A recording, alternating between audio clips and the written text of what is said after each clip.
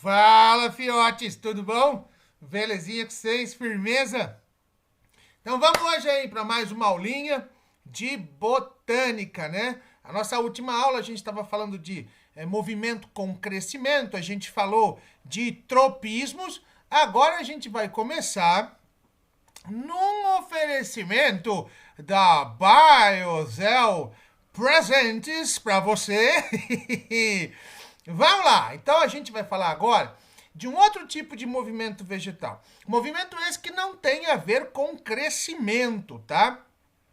Esse movimento, nesse tipo de movimento nós vamos falar hoje, não há o deslocamento do vegetal, tá? O vegetal não se desloca, são os nastismos, tá bom?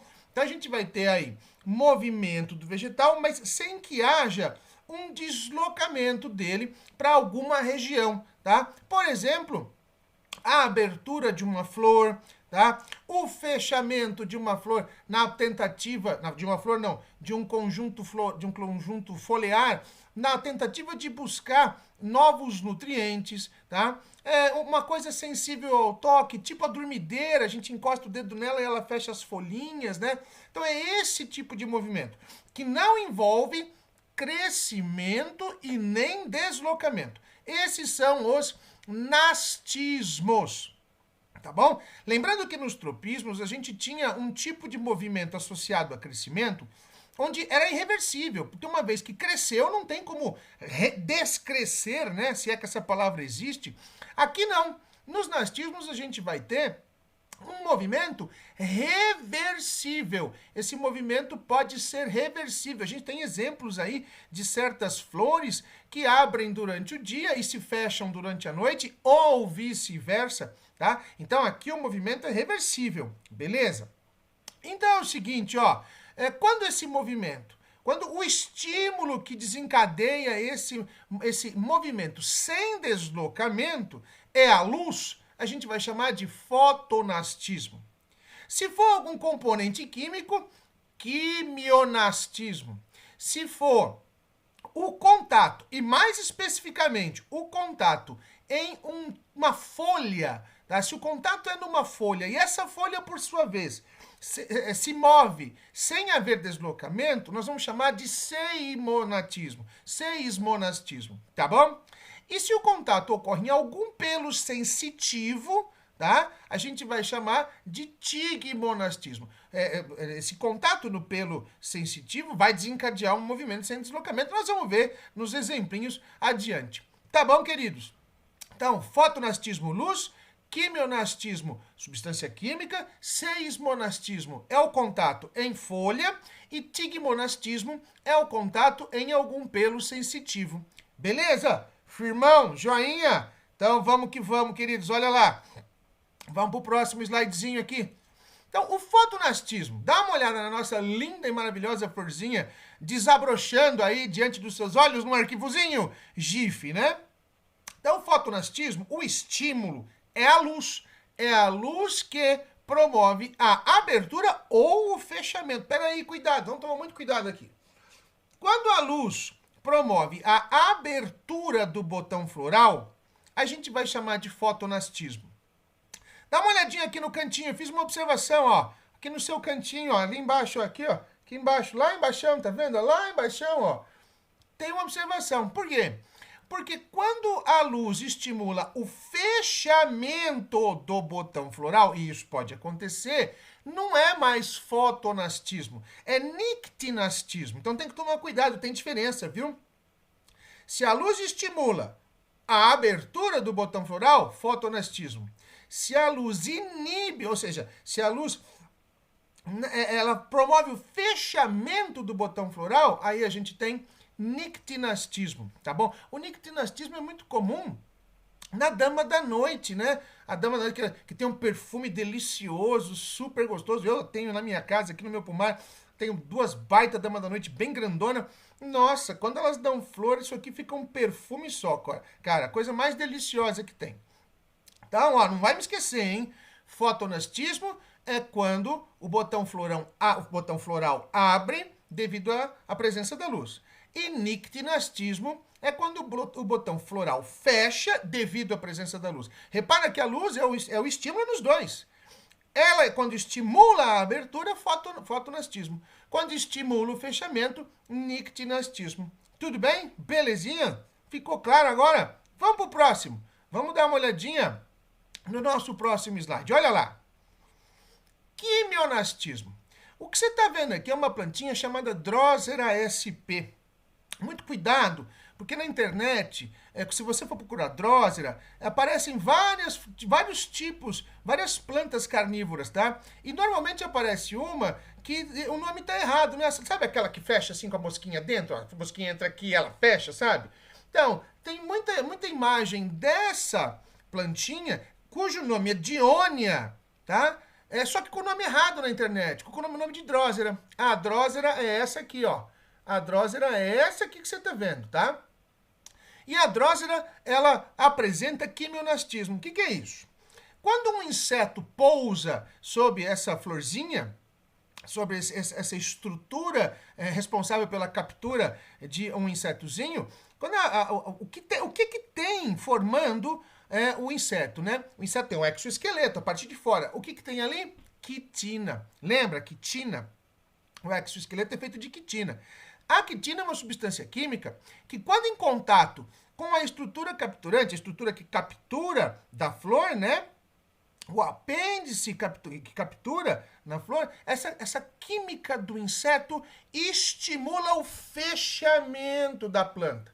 Como está vendo aí no seu arquivozinho GIF. Como você está vendo aí no GIFzinho, tá? Então, cuidado, hein?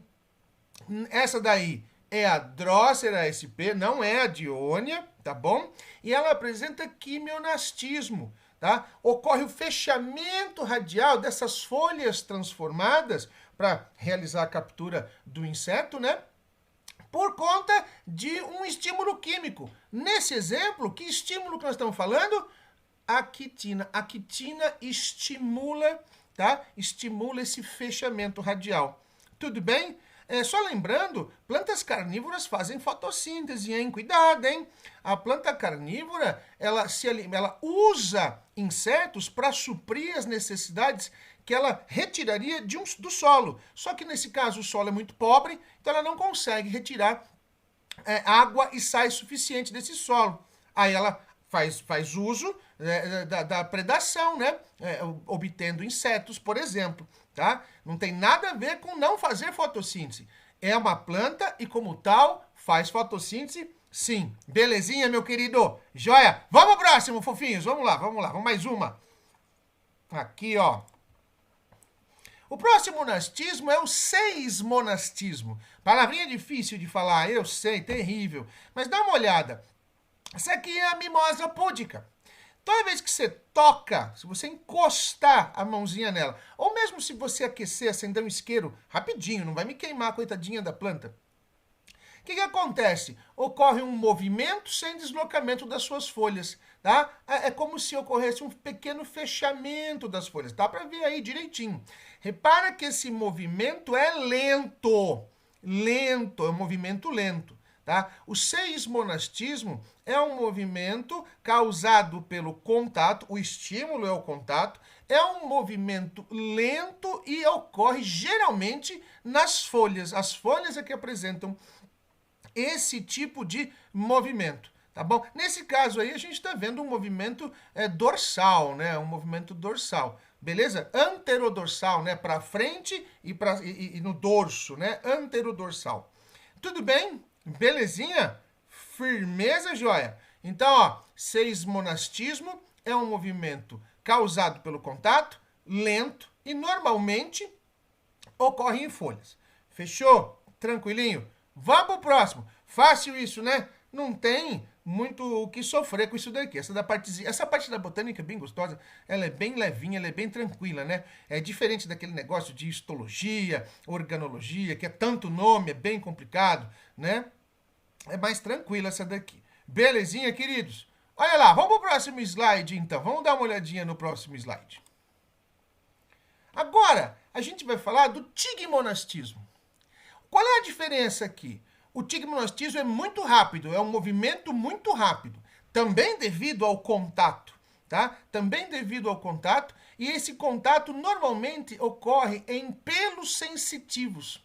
Olha aqui, essa plantinha é a Dionia, tá? Essa plantinha é a Dionia. E antes que vocês perguntem, ela não é grande, não. Isso daí é uma pererequinha minúscula, piquititinha, viu? Essas plantinhas são muito pequenas, elas apresentam 1 ou 2 centímetros. Então não vai pensar que é um monstro que sai comendo as pessoas. Não é nada disso, pelo amor de Deus, né? Então, esse aparato capturante, ele possui três pelinhos. Em cada aba dessas vermelhas que você está vendo aí, tem 3 pelinhos. Se o animalzinho que passa ali por cima tocar em um só, ela permanece aberta. Se tocar em 2 ao mesmo tempo, continua aberta. Para que ela se feche, tem que tocar nos 3 pelos sensitivos ao mesmo tempo. Tocou nos 3 pelos sensitivos ao mesmo tempo, pimba, tigmonastismo. E aí ela fecha muito rapidamente, a ponto de capturar um animal, um anfíbio. Tá? Existem vídeos na internet, se você quiser procurar, isso daí pode capturar animais muito mais rápidos, como moscas, né? Libélulas, aranhas, lagartixas, pequenos lagartos, né? Esse negócio aqui, né? Essa plantinha aí, ela é terrível, viu? Ela é terrível. Então, ó, seismonastismo, movimento lento, causado pelo contato, normalmente em folhas. Tigmonastismo, movimento rápido, causado pelo contato. Fechou? Esqueci, né? Normalmente esse contato é em pelos sensitivos. Fechou, queridos? Tá tranquilo? Tá sossegado? Então vamos lá, não vai desistir, hein? Não pode desistir. Nós estamos aí. Agora a gente, parece que nós vamos ter o Enem, né? Só pra gente dar uma relaxadinha. O Enem parece que tem 3 datas possíveis, né? Dezembro, janeiro de 2021 e maio. Essa de maio aqui já tá meio fora, viu? A FUVEST, a Unicamp e a Unesp muito provavelmente não vão fazer seus vestibulares nessa data, tá? Nem tão adiante assim, tá? O janeiro é uma data meio ruim, né? Eu não vejo ser uma data legal. Eu acho que para você que tá quente de estudo, que tá fervendo aí, que tá com a mão na massa, que tá ralando pra caramba, acho que a melhor data é dezembro, né? Afinal de contas, se você tá estudando, tá ralando, e aí a gente faz a prova logo em dezembro, ainda em cima de uma revisão que a gente vai fazer até o final do ano, muito melhor do que separar, aí descansa. Tudo bem, descansar é importante, mas você se esquece, vai dar branco na cabeça, vai fazer a prova lá em janeiro, puxa, não sei se é uma boa ideia. Assim, é uma sugestão minha, viu? É só uma sugestão, você aceita se você quiser. Eu acho que dezembro seria uma data excelente para vocês, tá? Para vocês, para nós, para as escolas, para todo mundo. Porque se a gente deixar para janeiro, também tem o problema relacionado ao atraso do ano letivo, né? Então a gente tem que ficar esperto com tudo isso. Creio eu ser uma boa data dezembro. Tudo bem, mas isso é só uma ideia, só uma sugestão. Você não precisa concordar comigo, muito menos aceitar, tá bom? Vamos lá, agora que a gente dá uma relaxadinha, vamos pro próximo slide, olha lá. Agora nós vamos parar de falar de nastismo e nós vamos começar a falar de tactismos. O tactismo é um movimento onde ocorre deslocamento, tá? Muitas vezes esse movimento não é exclusivo de vegetais.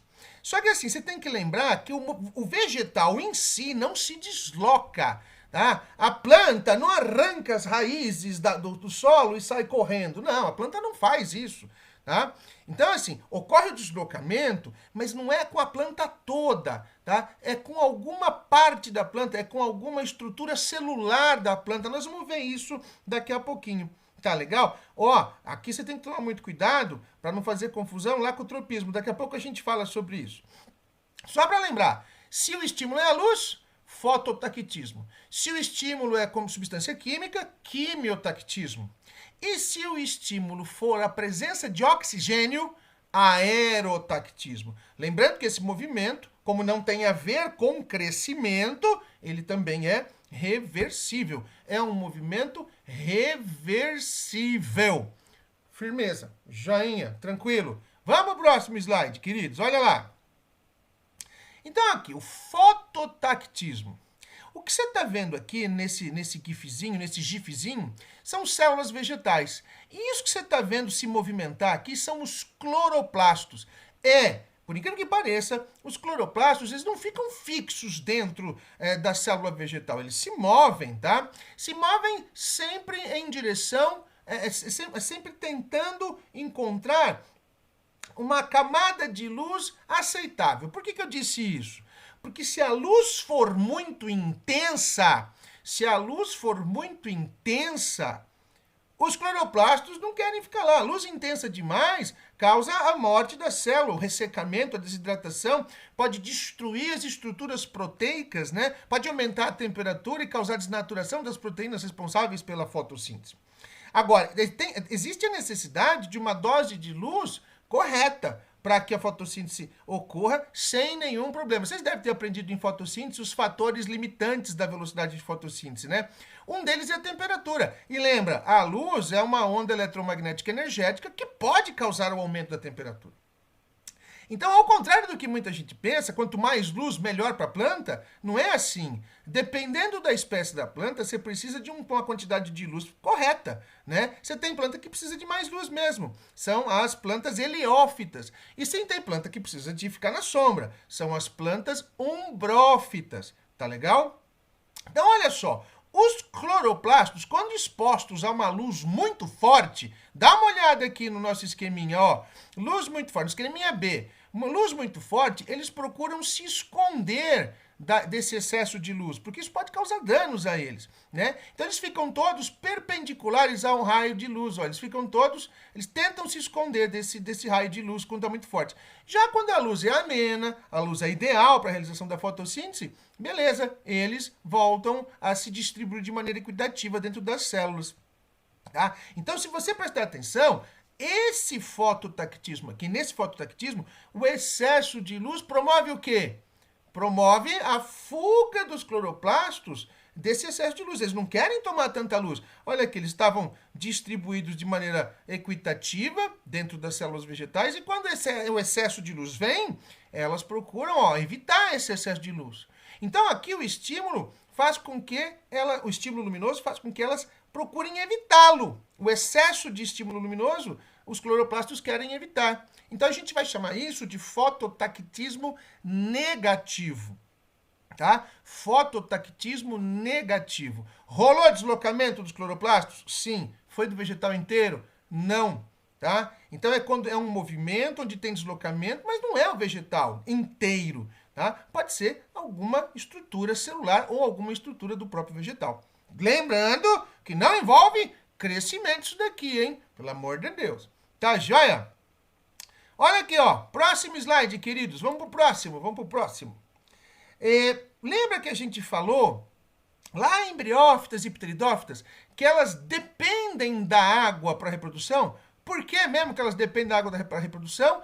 Porque o gameta masculino de briófitas e pteridófitas, o anterozoide, tá? Ele é flagelado.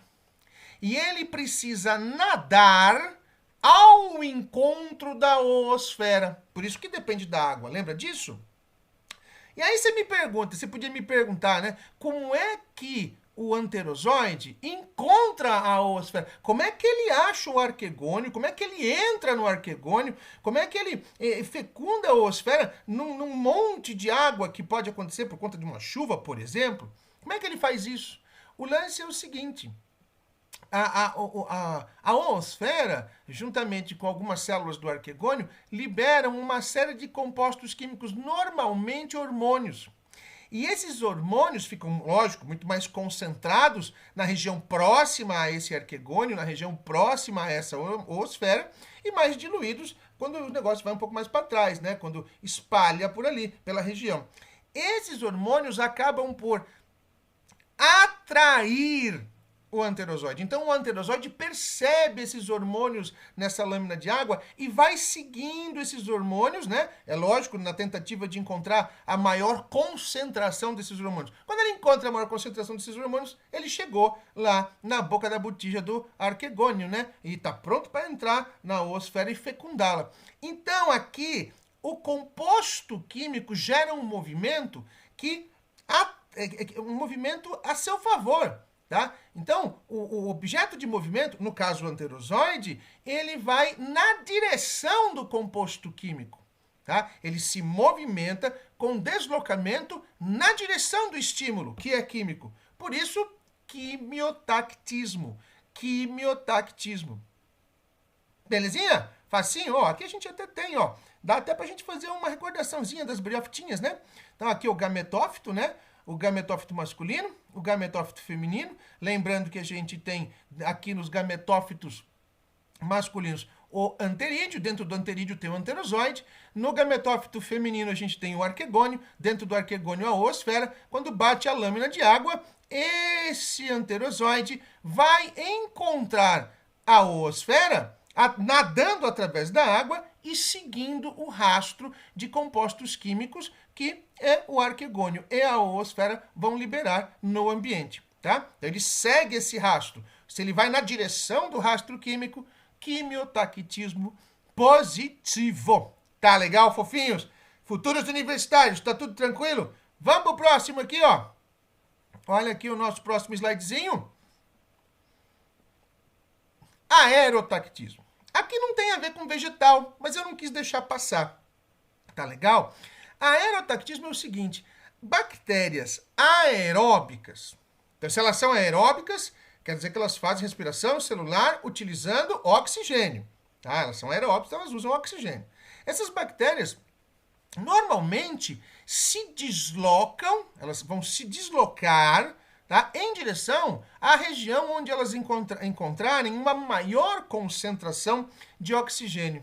Tá? Então, é um aerotactismo positivo. Professor, mas isso aí também não pode ser um quimiotactismo? Pode, você tem toda a razão. Isso é um quimiotactismo. Isso aqui, ó, é um quimiotactismo, tá? Só que é um quimiotactismo tão especial, mas tão especial, por conta do oxigênio, que a gente dá um nome para ele, um nome para caracterizá-lo. Aerotactismo. Tá legal? Tem a ver com o oxigênio. Veja, isso é muito comum em bactérias, em vegetais é praticamente inexistente. Não vou dizer que não existe, porque em biologia não dá pra gente falar não existe, nunca, impossível. Essas palavras dentro do mundo biológico não existem, tá? Desconfia de alguém que falar, não existe animal assim, mentira. Não existe vegetal assim, mentira. Tá? A biologia já cansou de me provar, pelo menos, ao longo desses 25 anos de biólogo, que sempre existe uma exceção. Na biologia sempre existe exceção. Tá bom, meus queridos? Belezinha? Então, ficamos por aqui. Era isso que eu tinha para dizer para vocês no videozinho de hoje. Um grande beijo. Fiquem com Deus. Bons estudos, tá? Não desistam. Agora é a hora de força na botica. Tá bom? Beijo no coração de vocês do Zé. Tchau, moçada. Falou!